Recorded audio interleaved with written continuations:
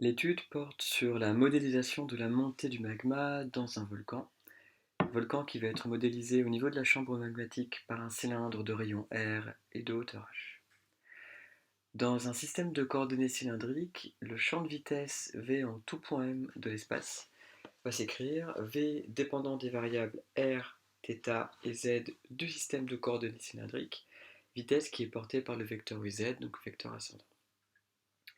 En termes de symétrie, le volcan a une symétrie cylindrique, c'est-à-dire qu'il est invariant par rotation autour de l'axe z, donc la vitesse ne dépend pas de θ.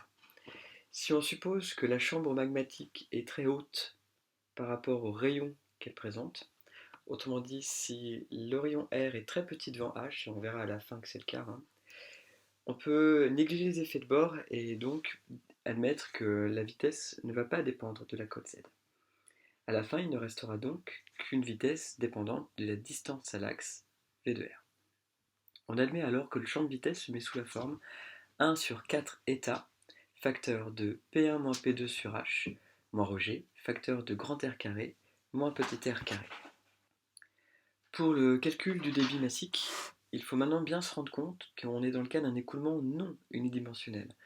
En effet, c'est un écoulement dans un tube cylindrique, la vitesse dépend de R, comme on vient juste de le voir. Il convient donc de découper la section du cylindre en sections élémentaires pour lesquelles la valeur de la vitesse restera constante. La vitesse ne dépend que du paramètre R. On va donc découper le disque de la section du cylindre en couronnes élémentaires, c'est-à-dire en petits disques compris en petites surfaces compris entre les disques de rayon R et R plus dr. Dans ce cas-là, dans la partie hachurée bleue, là, la vitesse est constante, et donc on peut écrire que le petit débit volumique infinitésimal d dm se met sous la forme ρ fois v fois l'élément de surface ds. Alors cet élément de surface ds, il se note 2πr dr. On peut imaginer en donnant un coup de ciseau le long de cette couronne et en dépliant la bande rectangulaire obtenue, qu'on a donc un rectangle d'épaisseur dr et de longueur de πr. Le débit total est obtenu en faisant la somme de ces débits élémentaires, et ce sont des débits élémentaires quelque part de conduite en parallèle.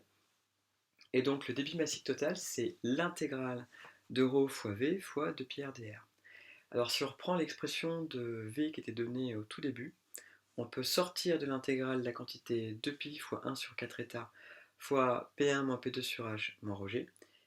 Il resterait donc à intégrer 2 0R, la quantité grand R carré petit r moins petit r cube dr. Cette intégrale donne après primitivation la valeur finale de dm égale ρ sur 8 états fois P1 moins P2 sur H moins ρg fois grand R puissance 4. Alors, si on fait l'application numérique finale du débit massique, on obtient 2700 kg par mètre cube fois pi, divisé par 8 fois 20 000 poisoles pour état, facteur de 2 fois 10 puissance 8 pascal moins 10 puissance 5 pascal sur 5000, moins 2700 fois 9,8 fois 10 puissance 4, autrement dit 7,2 10 puissance 6 kg par seconde. Alors pour passer à des kg par jour, on multiplie par 60 pour avoir des minutes moins 1, puis par 60 pour avoir des heures moins 1, et enfin par 24 pour avoir des jours moins 1. On aboutit donc finalement à la grandeur 6,2 10 puissance 11 kg par jour, ce qui est gargantuesque quoi. Si on regarde l'expression du champ de vitesse, on observe que le champ de vitesse est parabolique. À propos, on récupère bien une condition d'adhérence sur les parois du cylindre, la condition d'adhérence du fluide visqueux. Et donc on observe que la vitesse est maximale au centre, donc pour petit r égale 0. Dans ce cas-là, la vitesse max se met sous la forme 1 sur 4 états fois P1 moins P2 sur H moins ρg fois r carré. L'application numérique donne naturellement à la fin 16,9 mètres par seconde, autrement dit 60,8 km par heure.